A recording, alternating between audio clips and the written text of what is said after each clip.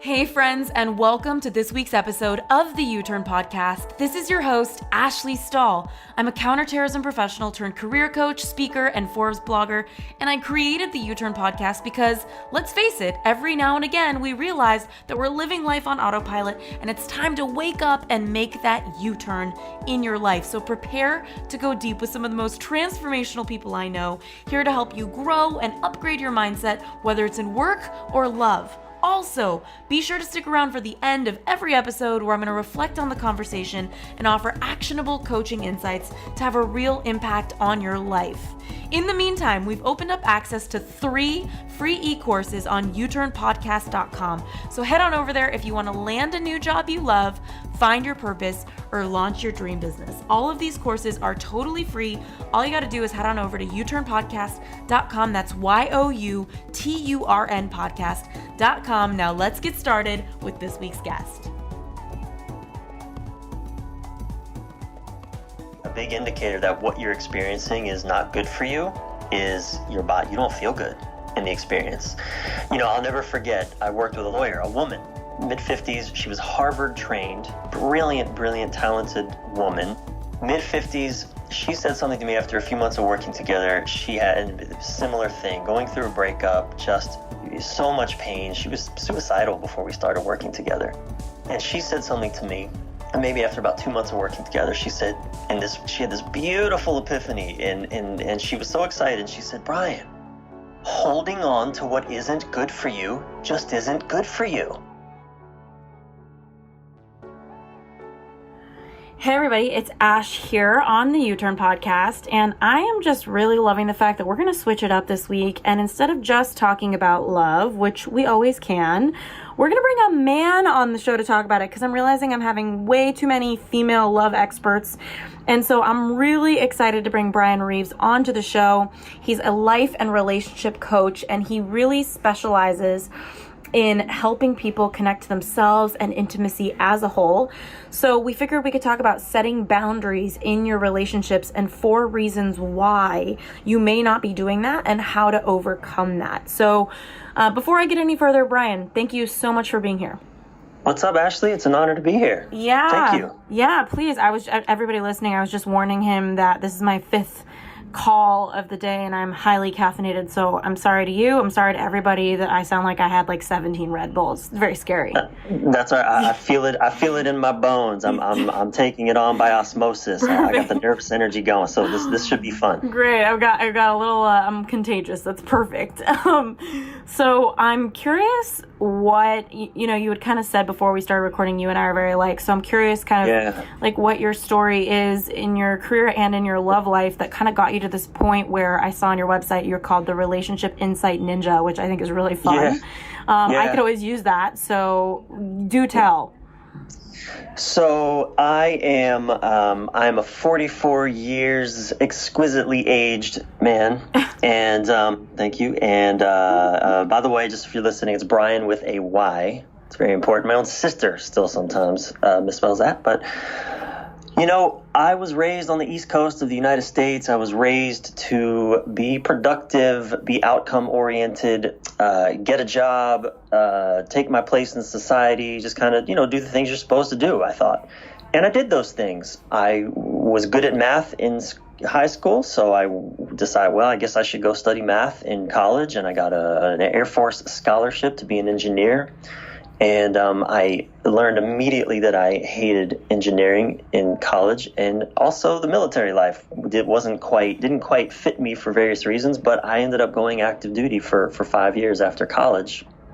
And while I'm very proud of my service, I also was incredibly, probably functionally depressed throughout that entire experience. It was extremely disconnecting from my emotions.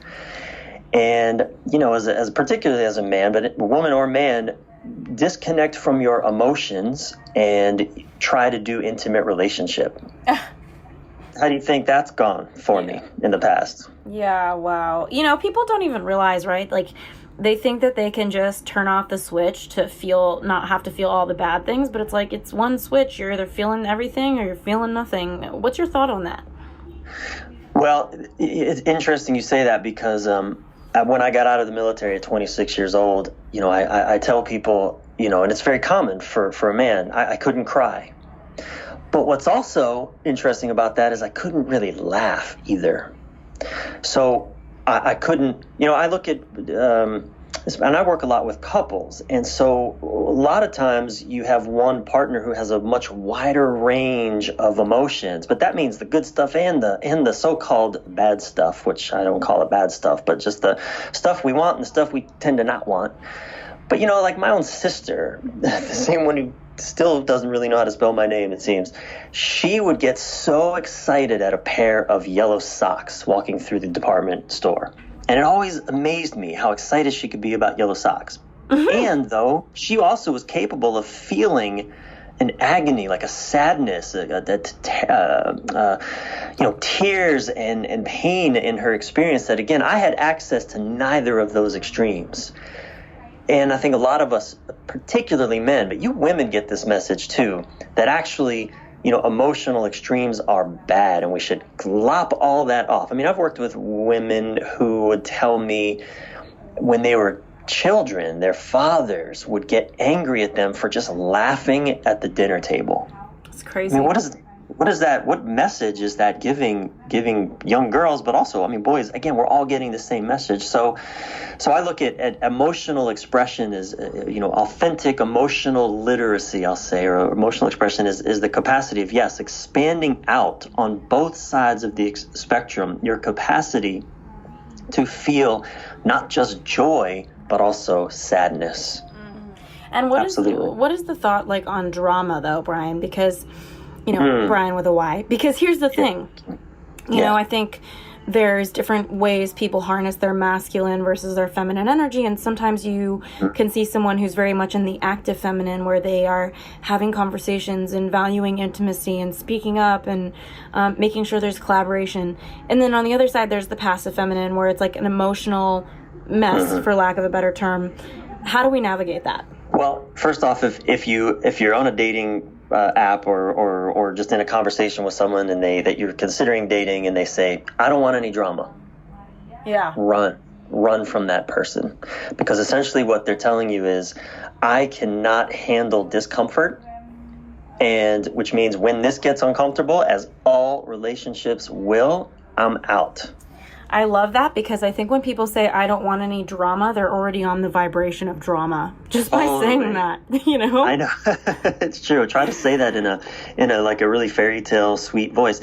I can't even do it. There's no nice way to put it. Yeah. To come out of my mouth. No, you're right. You're already vibrating at the level of, like trying drama. To control the world. Don't. It's just not, it's not realistic. It's not how relationships are. And though I understand it, especially as a man who's been taught and trained even to not let emotions get in the way of the outcome we want, which from the masculine perspective is just peace of mind, freedom from drama, freedom from, which just means freedom from things that constrain me, that will force me to do something I don't want to do. That's really what we're talking about. Mm-hmm. But a relationship, by its very nature, you're partnering with another human being, and that, unless you want to be a tyrant in your relationship, and many men and some women do. Yeah, every now and again, a little fascist dictatorship could be a fun relationship. Look, I'm all for role playing. That's fun. Depends what you're for a few into. Hours in an evening. Yeah. But don't make a relationship out of it. It's not a relationship. That's a dictatorship. But a relationship is two people, two worlds coming together to create an entirely new world. And that is not in your control. Certainly not entirely. There is a surrender to a new wisdom, if you will, a third way that neither of you can get to on your own, and that's going to be uncomfortable, and that requires allowing yourself to be influenced by the other. And so, we can talk about no drama, and from the context of, look, we should both be learning how to be adults and take ownership of our own shit.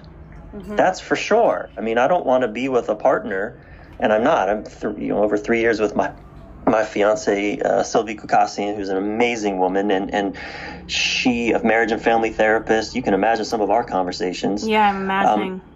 But we both are committed to owning our own stuff. And look, we're both passionate, strong people. I mean, we have we have our moments of breakdown, and we get our support, and we hit our walls and all of that. But we are committed to not projecting our stuff onto the other person. Beautiful.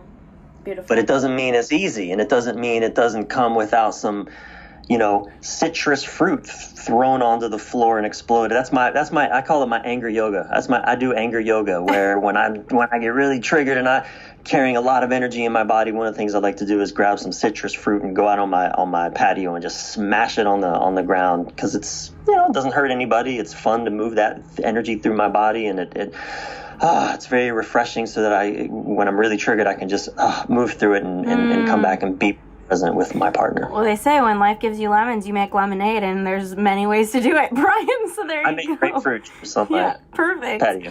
Well, so I'm kind of curious, actually, you touched on something that I really love, which is the topic of, for lack of a better term, red flags. So anybody listening right now, you'd kind of talked about, running if somebody says, I don't want drama. I dated a guy once who said, I don't have any adversity. Like, I've never had much adversity. And it's like, what are you talking about? There's adversity in all sorts of little things in everyday life.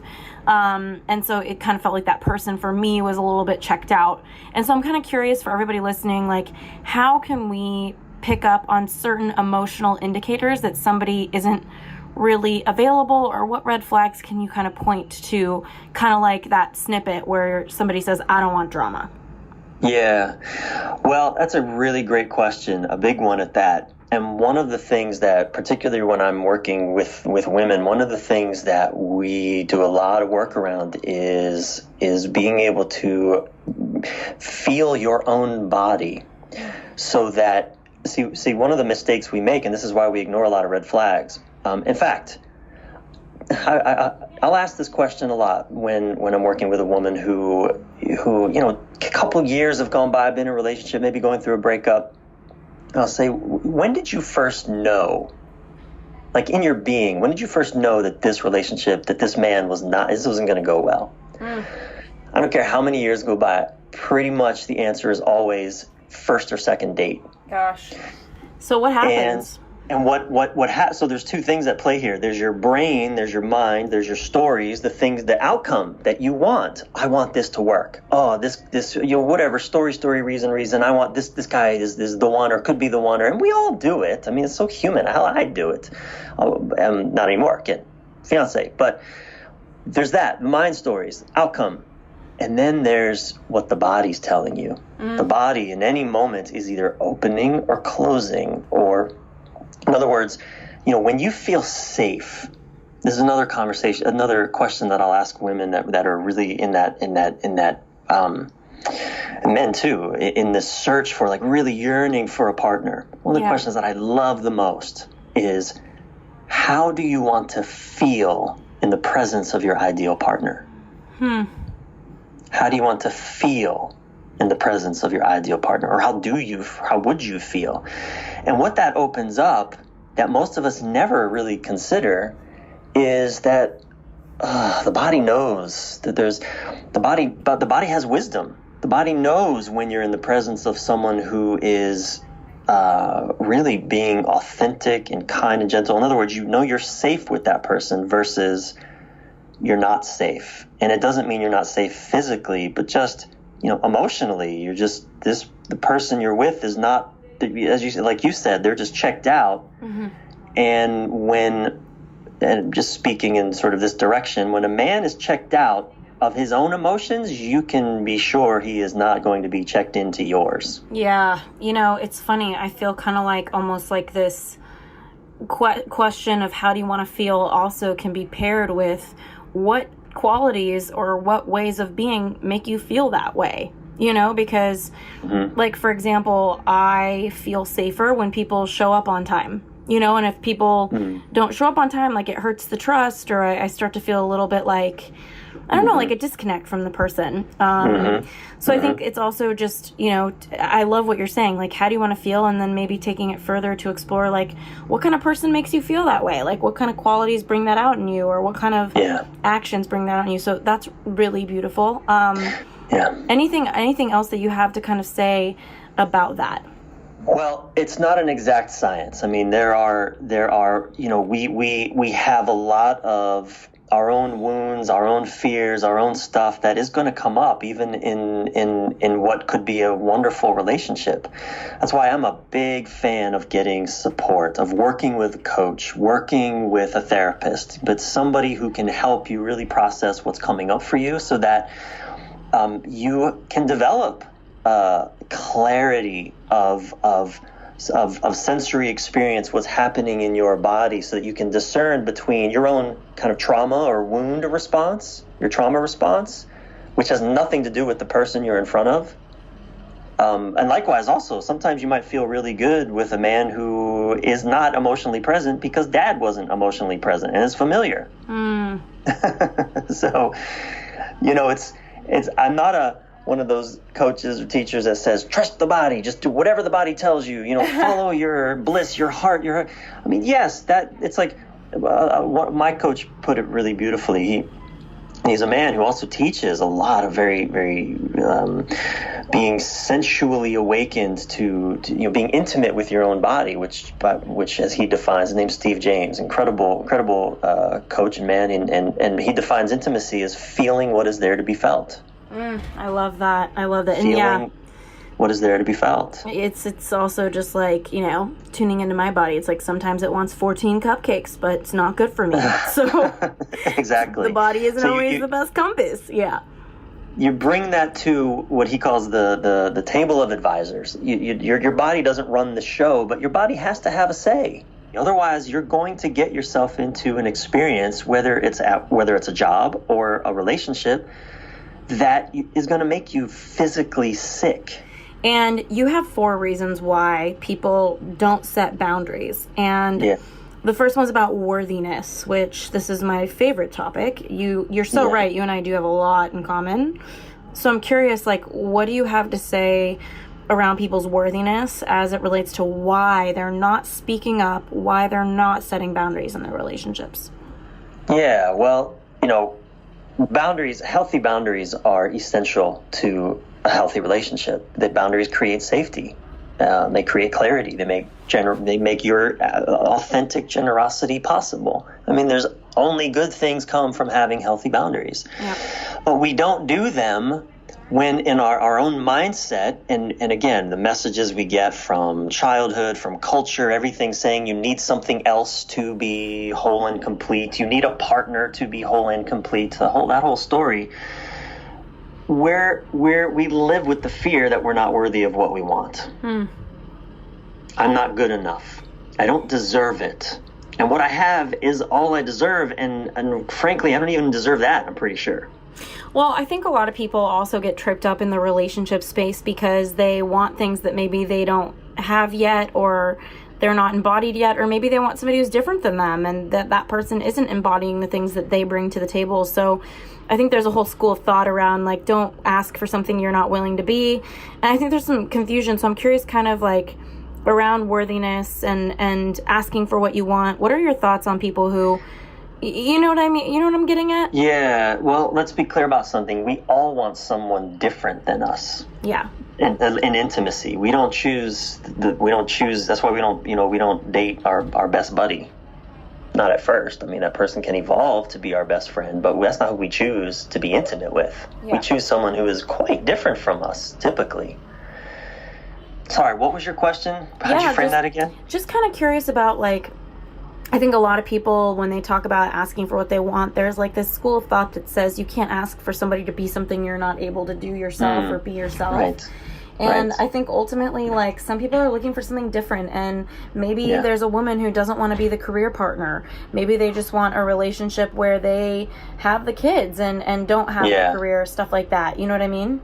Absolutely. So, I think we have to make some distinctions here about, I really get that you don't ask for what you're not willing to be, but I don't think that means, well, there's a lot of layers to this.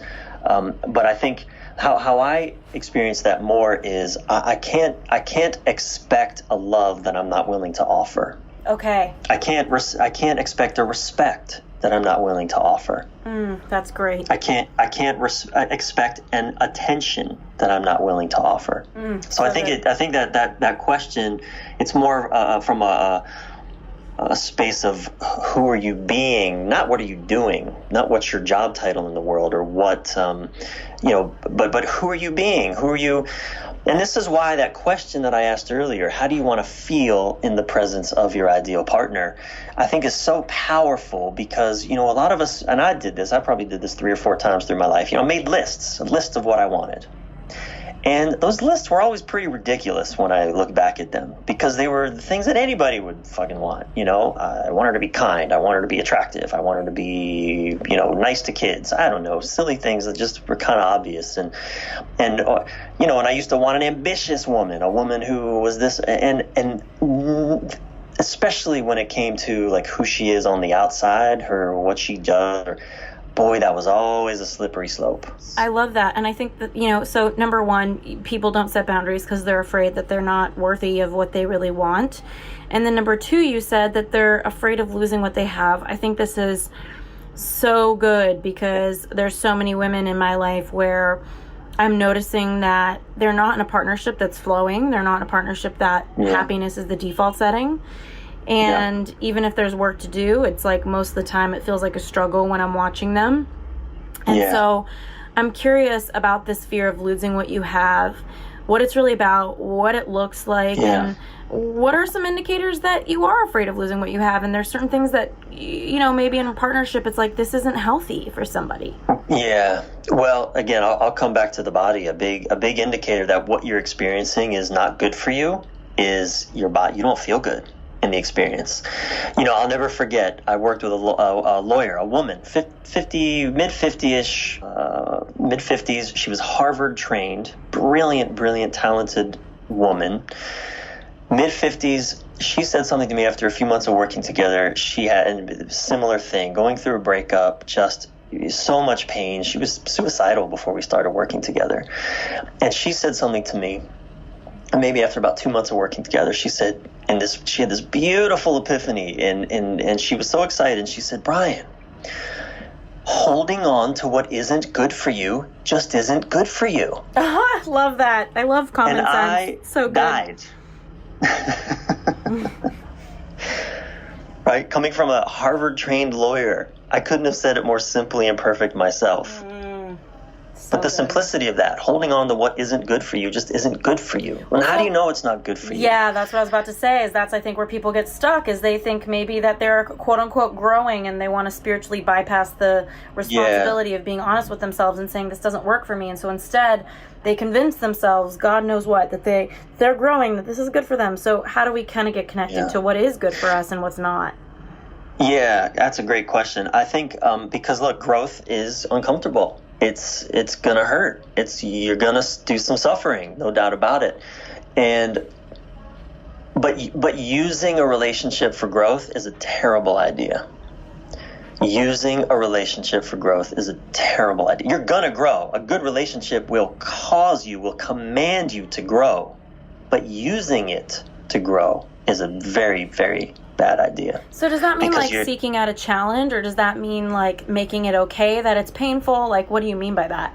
So what I mean by that is, because I was like that. I believed that, I always have valued growth. And I thought, well, the only way I'm going to grow is if I suffer. So let me throw myself into things where I'm going to suffer. Yes. Oh, I'm in an abusive relationship. And I was for 5 years. And I kept going back to it because, no, there's more here for me to learn. There's something here huge for me to learn. I would leave and go back to that relationship. It was emotionally abusive, verbally abusive, physically abusive. We abused each other eventually. It was terrible. But I kept going back into an abusive situation because of the story. Oh, there's something in here for me to learn. There's something huge I'm going to learn, and I'm going to go back and get this lesson. The biggest lesson, I got so many, in fact, but one of the biggest lessons that I got out of that experience was actually I don't ever have to stay in a situation that's abusive. Yeah. God, yeah. I don't ever have to choose suffering. That's massive. And what are some key indicators of abuse that maybe people aren't noticing? Because I think that abuse can be very insidious and sneaky. Yeah. Well, again, you're totally right. And again, I'm going to come back to the body, because your mind, see, the thing is our mind makes up all kinds of stories, and our mind is borrowing our parents' stories, society's stories. I remember a woman telling me, a woman who was working with her. So for 2 years before we started working together, she slept on the floor next to her husband's bed, because she didn't feel herself worthy, and she was so turned off by the relationship. They'd been together for 16 years. Slept on the floor for 2 years before we started working together. And she bought into the story that her religion told her, which is, once you're married, that's it. You stay married. God wants you to be married. God doesn't care what you feel. In fact, she told me one day at church, and it doesn't matter what denomination, and this isn't a religious thing, it's about the stories we carry and what they do to us. She told me that one day at church, the priest or the reverend or whatever it was saying just that. God doesn't care if you feel good about your marriage. He wants you to stay married. That's what marriage is for. It's sacred, all of that. And she told me, she looked over at her husband, and her husband smiled, kind of gave this sly little smile, like, yeah, see, I told you. Sounds like my worst nightmare. And she said to me, Bryan, in that moment, I wanted to stab all 4 of their eyeballs out with a fork. Yes. I was so furious and disgusted. And I think that's sort of the dance we do between the stories and our feelings and the emotion, the wisdom of our bodies. Again, you can totally, I'm not saying you should leave a marriage like that, but just know it has a cost, and the cost is your health. The cost is your well-being. The cost is your freedom of expression, of being the amazing, exquisite, wild, and wondrous human being that life brought you here to be. That's all that's at stake. So, bring the wisdom of the body to the table. If your body is telling you something is off, something is off. It doesn't mean leave the relationship, but don't take their word for it, because this is what especially kind of, more the shallow masculine mind will do in a man or a woman, is it will convince you nothing is off. It will say, nah, everything's fine. Just, don't trust your feelings. Don't trust. And then it will just persist in its own agenda at your expense. Again, whether that's happening in your mind or your partner's mind, it doesn't matter. It's the same. So I always recommend, always. In fact, when, some people will ask me, how do I know if I should leave my relationship? I mean, should I go back to a partner that I've already left? And yes, great. Love that question. And one of the question. things that I always insist on, because I can never answer that for somebody. I don't give advice. Any therapist or coach that gives advice doesn't know what the hell they're talking about. You have to decide for you what is right for you. But I absolutely always insist, make it a boundary condition. If you are going to consider staying in this relationship, get support. Hire someone to help you see what is really going on. And if your partner isn't interested, that's a huge red flag. If your partner says no, it's about their unwillingness to be uncomfortable. Hey U-Turners, so sorry for the quick interruption, but I want to make sure you know that this episode has been brought to you by the Job Offer Academy, our e-course to help you land a new job you love. So if you're sick of applying for jobs and never hearing back, and you'd like to try a free version of our job hunting course, just head on over to uturnpodcast.com/job offer. That's YOUTURNpodcast.com/job offer. Now let's get back to this week's episode. Yeah, because I have had some couples where the person says, I refuse to go to therapy. I'm not going to go. And I've been like, okay, is that just a boundary? Is that just not how they want to spend their time? Like, what's that about? Does therapy, and a lot of people make the story that therapy means something's wrong with them already. Like, what do you have to say to people who have had a partner who've said, I don't want to go to therapy, I refuse to do it, or if we have to go, it's because something's really wrong with us? Like, what are your thoughts on that? Yeah. So look, you can never force your partner to do something they don't want to do, and nor would I. Women ask me that. How do I get my man to X? You don't get your man. If you can get your man to whatever, you won't respect him and he won't respect himself. Now, having said that, and I'll tell you, a lot of men come to work with me only after that a woman has left them no choice. And she's left them no choice, not by saying, you go to therapy or else. That never works. She's left him no choice because he finally gets that if I don't take action and do something, she's gone. I'm going to lose her. She's gone. And in many cases, she already is gone before men reach out to me.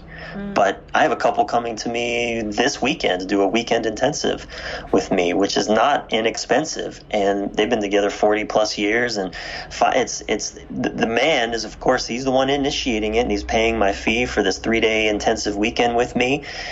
And he's doing it because she's gone. Wow. She's left. Wow. And she's open to coming back, but he's got to she doesn't trust anymore, and he gets that he has to take huge, massive action in order to restore this, and it might be too late. I mean, we don't know. That's what I wanted to ask you about, is like, when is it the point of no return according to kind of all the work you've done and you've noticed? And I get that there's things that are different for everybody, but on the most case, when do you think something is just not going to be workable anymore? Yeah, when it really just takes one partner to get that clarity. And what I generally find, it's not a black and white rule, but what I generally find is as a man can leave a relationship and come back over and over and over. But a woman only leaves once. Wow, so interesting. Yeah, a man, and this has to do a lot with how our bodies work, just physiologically as well. I mean, how oxytocin, testosterone, how all that functions in our body. But women generally grieve a relationship while they're in it, when they're not getting the connection they need or want, when their partner isn't showing up and they just don't feel cherished or chosen. Or women grieve for a long time in the relationship, so that by the time they're done, they're done. Yeah. Whereas men, we don't grieve until it's over. Like really, and by over I mean we're not allowed back in the door, because we'll leave. And I did this again. That relationship I was in for 5 years, I would leave and come back, and she didn't leave once. I mean, she even during that experience, she even when I would leave or end the relationship for a time, she would date other men, or she even went to live with another man overseas. But she always held the door open for me. And man, when it was finally over, I mean, I think we both had gotten to such a point where we were both just done. But she could have ended that insanity a long time before it ended by not allowing me to get away with that. So good. And what does it look like when women grieve versus men? You said women are grieving in the relationship. I think a lot of women, and I hate to play into their egos, but I can't help myself. I know a lot of them, they are devastated, and when the relationship ends, they have a belief that maybe the man isn't sad or isn't grieving their loss. One of my there's two things that happen. Number one, on the note of instinct and your body, one of my closest friends is dating a public figure who has a massive podcast, all the things, and he was cheating on her with so many women, and she kept feeling it, but she didn't listen to it. So it's like listening to yourself. I just wanted to drive in that point of and just kind of expand on that with you a little bit more in this interview, is talking about listening to yourself and how to do it. But also I'm kind of curious about grieving. Like, one of my closest friends called off her wedding. I've called off my wedding. And there's always that feeling of like, do they even grieve this? Because they didn't show up for me. And I think a lot of women think, well, if they didn't show up, and men, if they didn't show up for me, then they don't really care. So I'm curious what grieving looks like. If you could, I know you can't categorize people, but in general, What does the male grieving process look like? Yeah. Well, first, it's my opinion and my belief that men on a deep level, the vast overwhelming majority of us, we deeply care.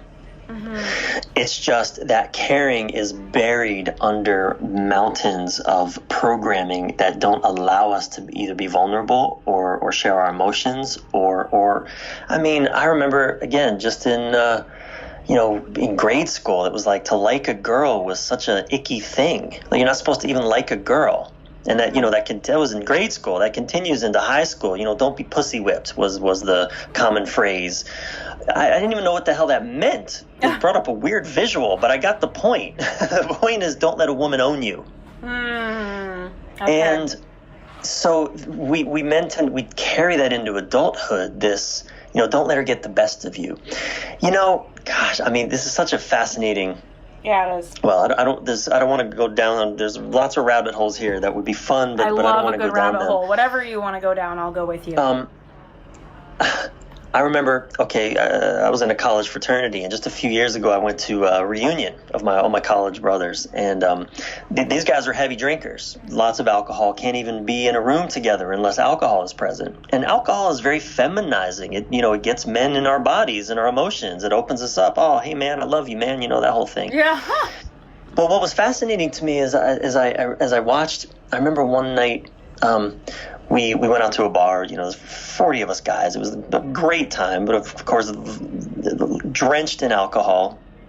And I remember, here we are drinking, and I remember a bunch of us we had our arms over each other's shoulders, and we're just having a great old time. I remember we looked across the room at one of our other brothers, who we love dearly, and he was so plastered, you could see it on his face. And all of us were just sort of making fun of how drunk he was, which is another way of saying, he can't handle feminine energy. Look at him. She got the best of him. Like, it shows up everywhere. She got the best of him. Look, we can drink to a point, but then once we drink too much, now we're the laughing stock of the party because she got the best of him. He can't even keep himself together. And it's the same in our relationships. We hold that same, she got the best of you, man. Oh, man, she has your balls. Man, she makes all, what do you need? You need a hall pass to come out tonight? Come on. Got a lot of guilting in the culture. It's in the culture. And so, a woman told me this recently as well, that she broke up with her partner. I can't remember who broke up with who, but like 2 months later, he was married. Yeah, what is that? I think there's a lot of women listening, and a lot of gentlemen too, where they feel like, is the person grieving me? And the next thing they know, they turn around, the person's moved on. So what meaning can we make of this, if any? So here's what I would offer to that.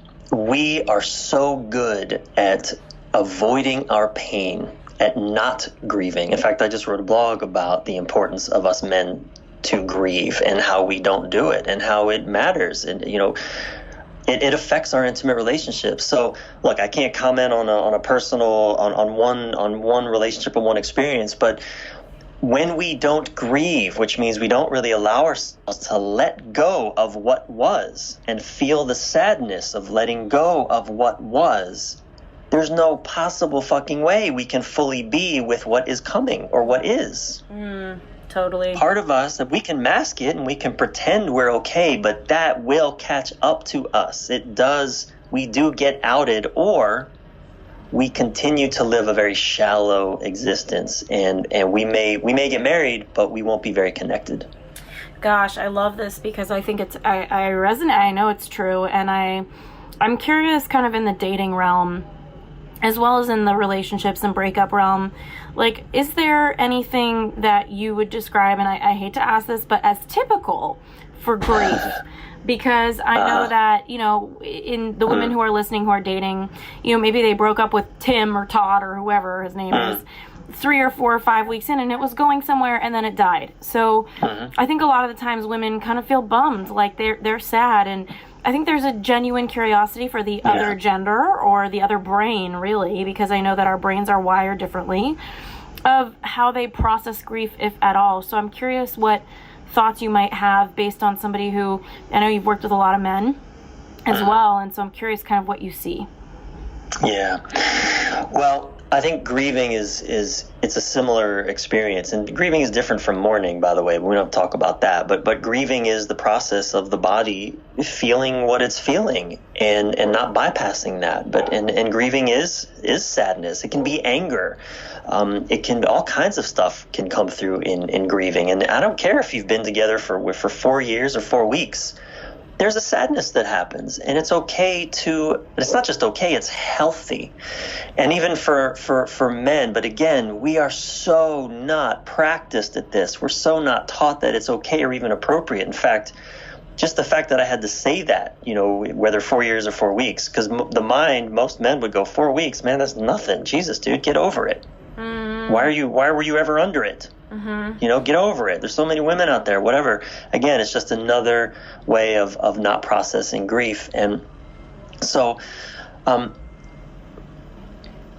don't know that you can, if you're on a first or the kind of first few weeks of dating a man and you're hearing that he still has some animosity towards an ex, that's a great red flag that he has not grieved his ex.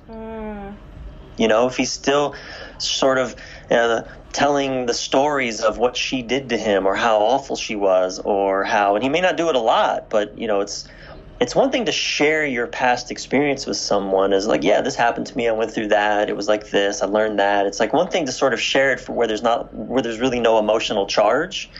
It's a whole other thing. I mean, when there's no emotional charge, okay, well, yeah, I mean, they're pretty over it. And when I say no emotional charge, I don't mean no emotion. I mean, there isn't the animosity or the intensity or the whether it's anger, sadness, or frustration, or this, or sort of, even the you're so better than that woman. Gosh, she did this, and I so love.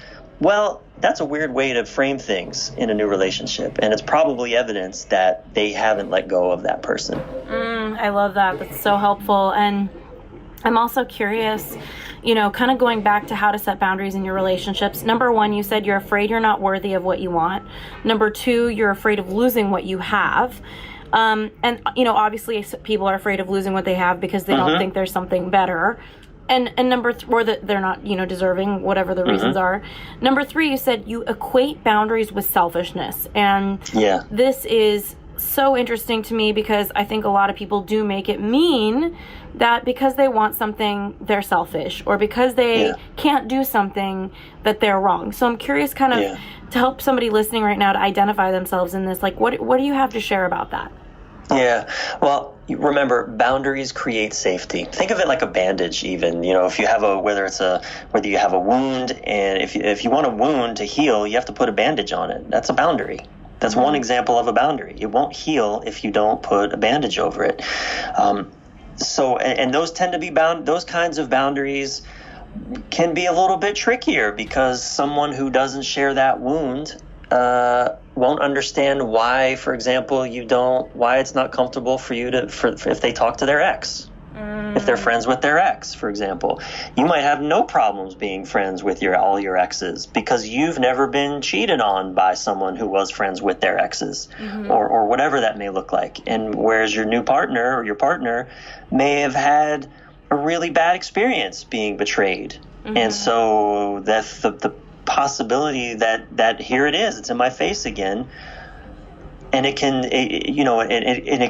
can feel selfish because maybe on some level they know that they don't want a relationship where you can't have friends with your exes, but they're so terrified because of their trauma that they can't function safely or in their own body unless that boundary is honored. And and there are ways to bridge those situations, but it's important that we first honor that boundaries create safety. Without boundaries, it's like, I equate it to the castle walls of a castle. If there's no castle walls, then anytime a marauding party comes through, they're going to destroy everything you care about. There's no safety. So you need walls around your castle. And another distinction I want to be really clear about here, boundaries are not about controlling other people. I think boundaries a lot of people have that belief. Yeah, boundaries are not about controlling other people, and when it's about controlling someone and their behavior, well, that's completely what I would call narcissistic selfishness. And look, we all have it. I mean, narcissism gets this big bad rap, and there's maybe clinical narcissism, but we're all fucking narcissists to some degree. But relationship is about learning to not be so narcissist, to incorporate another human into our system, so that we're not functioning as a one-person system, but a two-person system who can survive this world and thrive in this world in ways that we wouldn't even conceive of by ourselves. So when you have a partner who has a boundary that maybe doesn't make sense to you, when that's again why getting support can be really helpful to make these distinctions, because it doesn't serve. My partner and I, we have I don't want to say lots of boundaries, but we have strong boundaries, and we've also had to do that delicate dance because there's trauma in both of our pasts, and there's sort of boundaries that we need to have in order for both of us to feel relaxed in our nervous system, so we're not feeling constantly under threat. Even though, again, come back to that example, someone who may be friends with their exes, they may not think it's a threat, but when someone has a trauma or a wound, reality is really not the point. It's what their trauma or their wound is reacting. It's like post-traumatic stress. Yeah, well, I imagine somebody who feels like they're asking their partner to not be friends with exes. They feel like they're trying to the judgment is, am I trying to be controlling to that person, when really they have something that they're working through and it's not good for them in the partnership. So I love this distinction. And I know the final point you made on how to set boundaries. I just want to be really clear on something too on that, because again, I don't want to paint it so black and white, like if your partner has that boundary, you need to honor it, because actually the real magic is learning how to bridge that seemingly unbridgeable gap, learning how to bridge that in a way where you're both honored. Yes. And I don't know what that might look like for a particular couple. It might look like, if you're the one who's friends with an ex, it might look like if you're going to talk to or hang out with your ex, your current partner is going to be with you. They're invited at all times. That might be a solution. I don't know. Again, each couple has to find that for themselves. But see, what happens is, boundaries also are a way of building trust, and they can change. They can shift when we create that trust. Yeah, I love that. And sometimes the boundary means that something's a no for somebody and something's a no for somebody else, and they need to part ways. That might be the outcome. Sure. So I totally get that. Okay, so I know my note takers on these podcasts, the 4 reasons you're not setting boundaries. You're afraid you're not worthy. You're afraid of losing what you have. You equate boundaries to being selfish. And then number 4, you said, Bryan, was poor modeling. I find this so interesting. Right. I would love to hear what that means. Yeah, I mean, how many of us actually witnessed our parents speaking about and honoring boundaries, their own and each other's, or their children's? I mean, how many of us actually watched that happen? I sure didn't. Yeah, total mess. Hot mess express.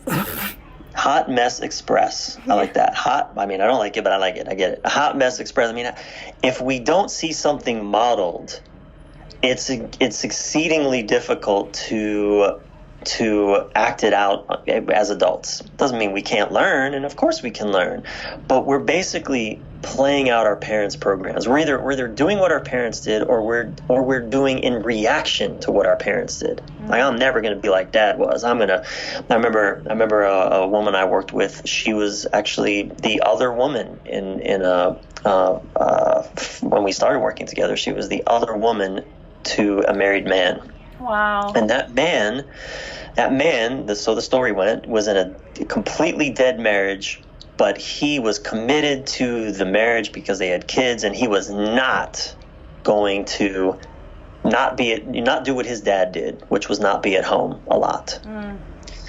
And look, again, you got to make your own choices, but the damage, and so he was giving his kids essentially an example of what a loveless marriage looks like. That's the model his kids grew up with. Wow. And I can only speak from, in this case, personal experience. My parents divorced when I was 4, and thank God my parents split when I was 4, because they're both wonderful people, but together they were a nightmare.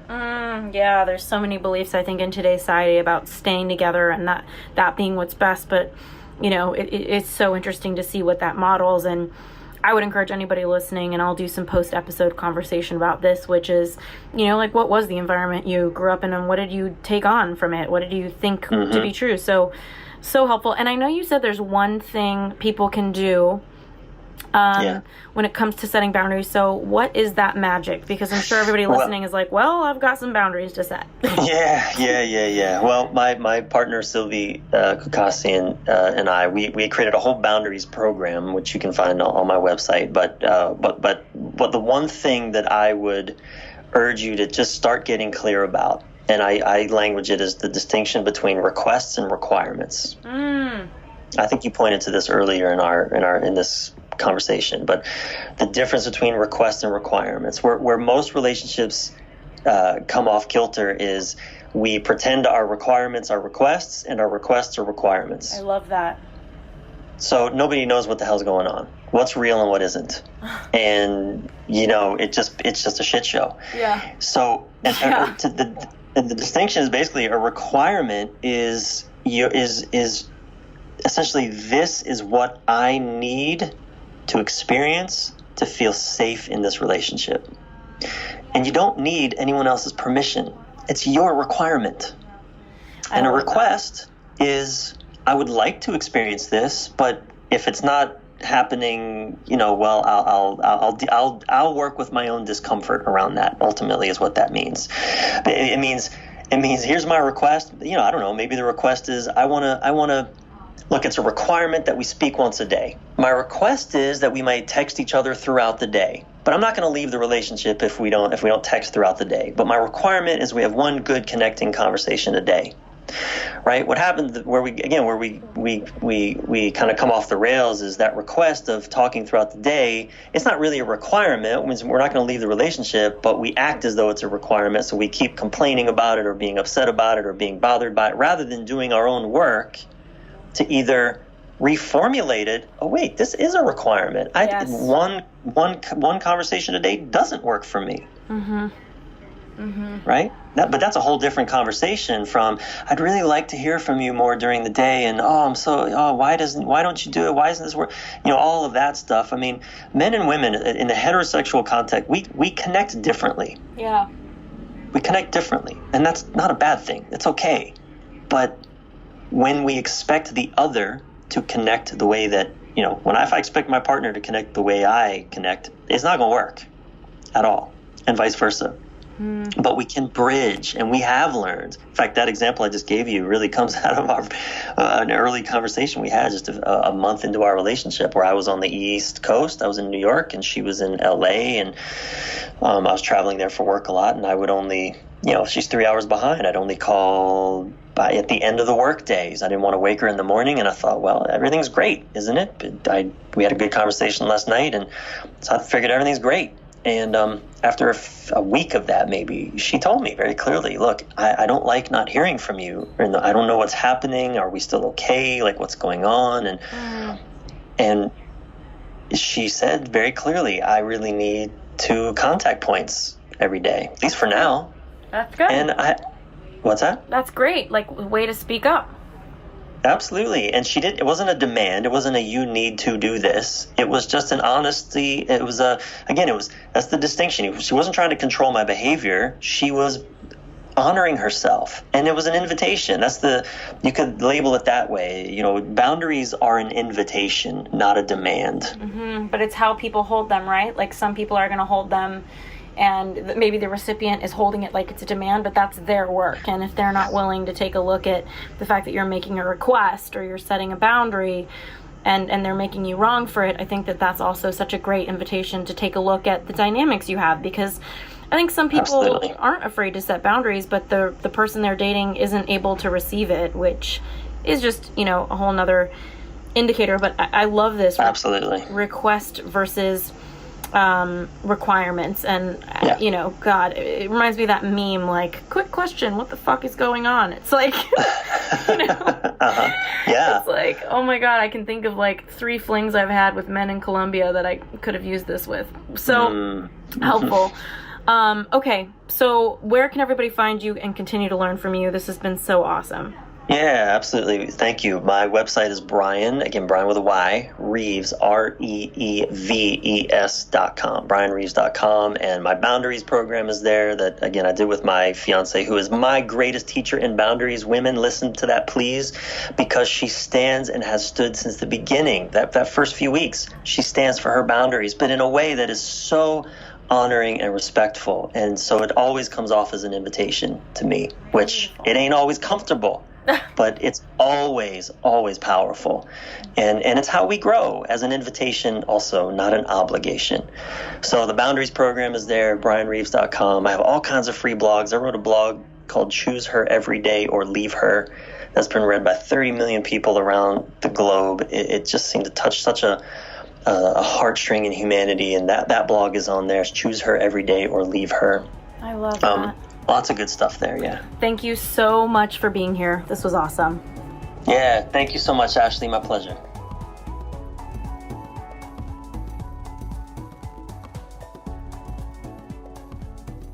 Hey guys, it's Ash here, and with Bryan Reeves' episode, I have been in such deep reflection because one topic he brought up was abusive relationships, and I personally have had really healthy, really beautiful relationships. My first boyfriend was 5 years, and we won cutest couple in high school, and it was like from there I had another guy for 5 years, and I ended up calling off my wedding to him. But overall, I had really sweet guys who really looked after me. And so I wanted to talk a little bit about attraction, what you're attracted to, abusive relationships, and an experience I had with someone who was emotionally abusive and I didn't realize it, with the hope that maybe you can realize right now that you've been in an unhealthy or toxic relationship if you have, or maybe you're in one and it's time to step away, or maybe you have a friend that you think is in one and you need to know this information so that you can support her and give her the information she needs for her own emotional safety and health. So the first thing is, what are you attracted to? So for the longest time, like I said, in personal development, I've learned that the stronger the spark, the bigger the wound. Sometimes that's not true, right? Like sometimes you just have a spark with somebody and it's a magical thing. A lot of the time, though, when you feel that magical spark, you have this crazy attraction, somebody feels like home, usually it's because you're attracted to something that feels familiar to you.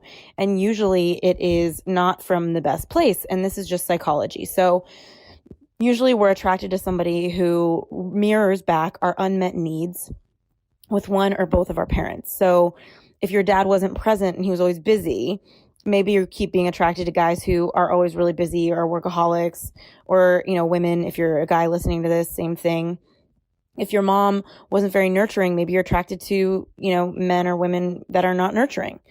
And so I would say that it's so important to kind of pay attention to the question, what did your parents not give you? What did your mom not give you that you think you needed? What did your dad not give you that you think you needed? Not because they did anything wrong, but because we all have very specific needs that people are not mind readers, and we don't even know ourselves when we're little kids. We don't even realize we needed. And then later as adults, we reflect back on our childhoods, and it's like, for lack of a better term, we feel kind of fucked up about something that we didn't realize we needed. So kind of taking a moment to say, what was missing for me, or where did my parents maybe not nail it? I really needed something. And maybe it wasn't an overarching theme of your life. Maybe there's just a couple moments or memories you have where you're like, wow, I really needed my mom in that moment, and this is how I needed her, and she wasn't there. Same with your dad, or whoever your caretaker was.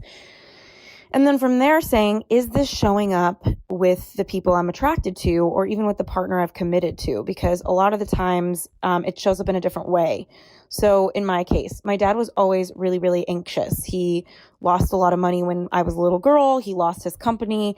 And a lot of my upbringing was a time where he was fighting for his success again and looking to have success again after he lost everything. And as a result, he was very anxious, very worried, very focused on business. And he was an amazing dad. He was really funny. He's still here, so I talk about him like he doesn't exist. He's the best dad ever. He's hilarious. And he's a character. I call him a creature all the time. And his name's Al, and lately I've been calling myself a she-Al because I'm realizing I'm like the female, I'm like him, but different setup. But what I'm realizing is that because he was so anxious that he wasn't available to me because he was on his phone. He was in a panic. He was never emotionally really present and able to say, hey, Ash, And so what was I attracted to for a lot of years? A lot of men who were not present, a lot of men who were workaholics, a lot of men who were really busy, a lot of men who forgot to write me back, but were my partner. They would be my boyfriend, and then they'd be so busy they'd forget to follow up with me about something or whatever have it. And it kept looking a little different. So pay attention to that, because how things show up always look a little different, but they're the same thing. So, one guy was very available for me, but he wouldn't commit. So that was a way that I found a guy that wasn't available. Another guy was, just wanted to commit and was all about saying he was committed, but, my phone calls and my text messages were his last priority in his workday. So it's really about another guy was very committed, but when we got emotionally deep and when we had real intimacy, that's when he started to check out. So that thread that started with my connection with my dad looked different with all the different men that came into my life. So it's really important for you to really get clear, what are those unmet needs and how are those showing up, if they are at all?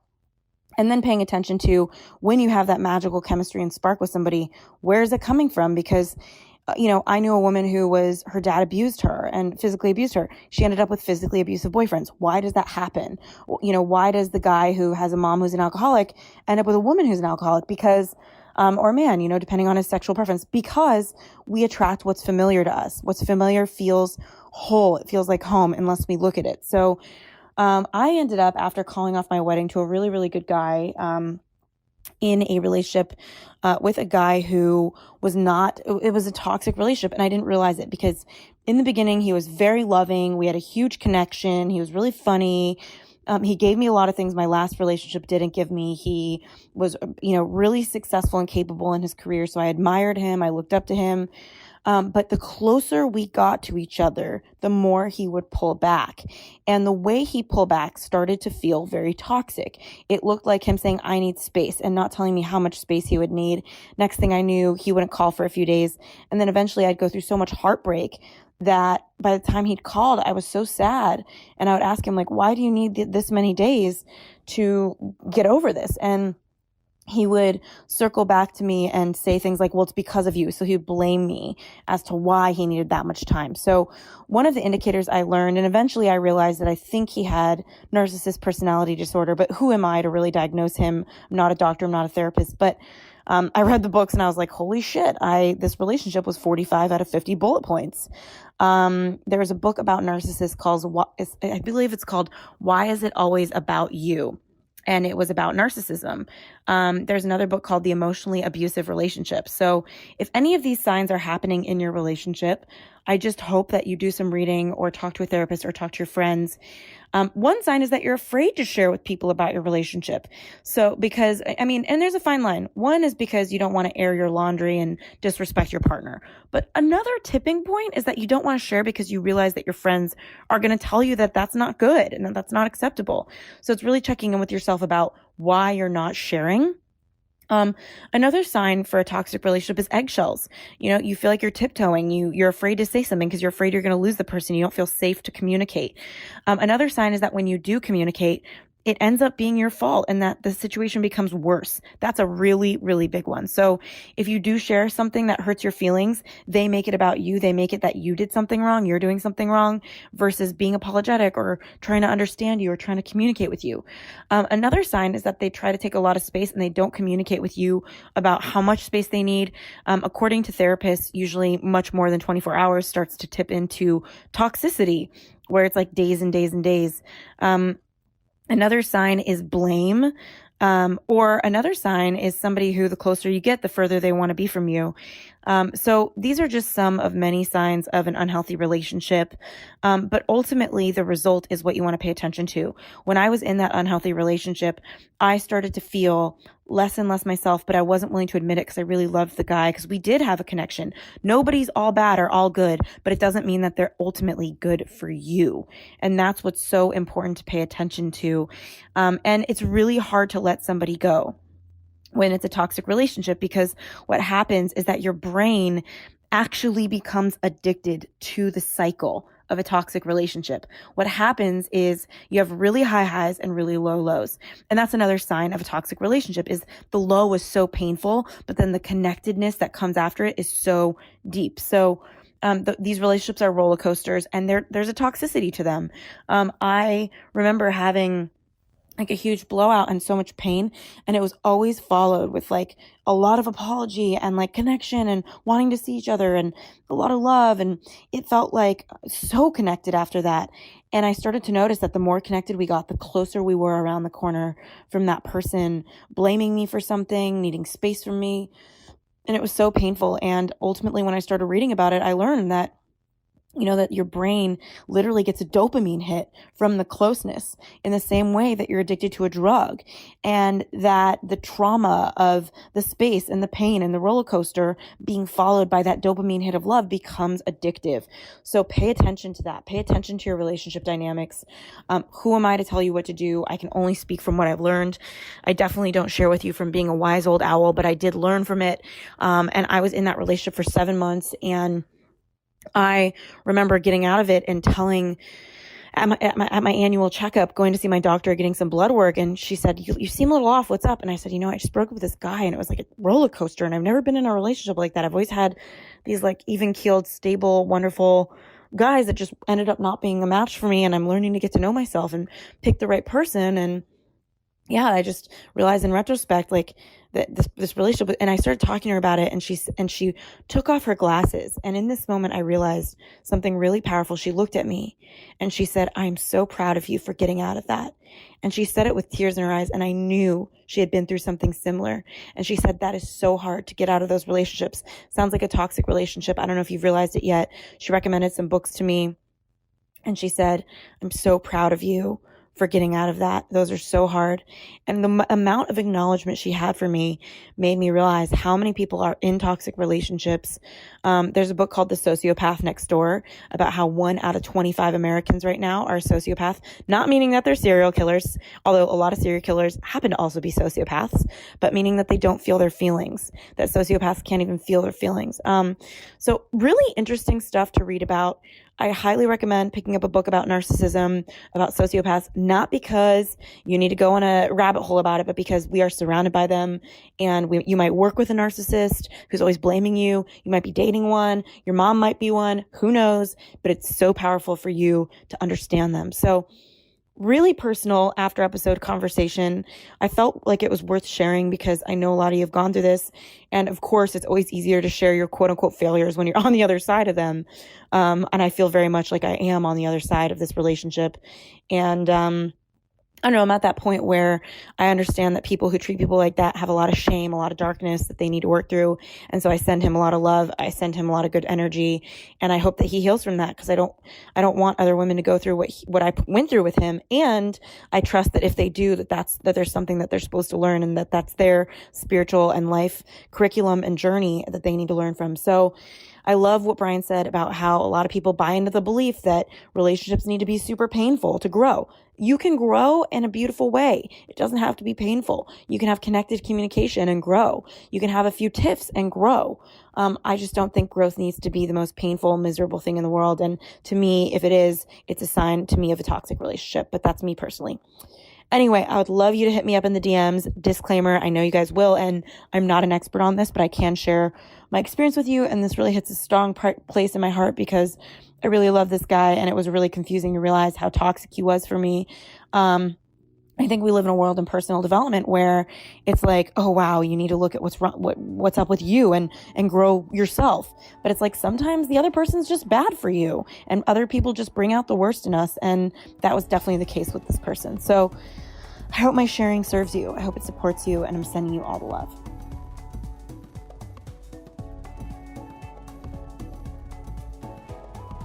Thanks again for tuning into this week's episode of the U-Turn Podcast. We keep really detailed show notes at uturnpodcast.com. So if our guest mentioned a book or a resource that you're interested in, you'll be able to find that there. In the meantime, if you were inspired by this episode, if it made an impact in your life, we would be so grateful if you subscribed and posted a review for us on iTunes. Rumor has it on the street, the more reviews we get, the more subscribes we get, the more we can grow and get our impact out there in the world. In the meantime, I'd love to hear from you at Ashley Stahl on Instagram. I'm so grateful for connecting, and I look forward to next week's episode.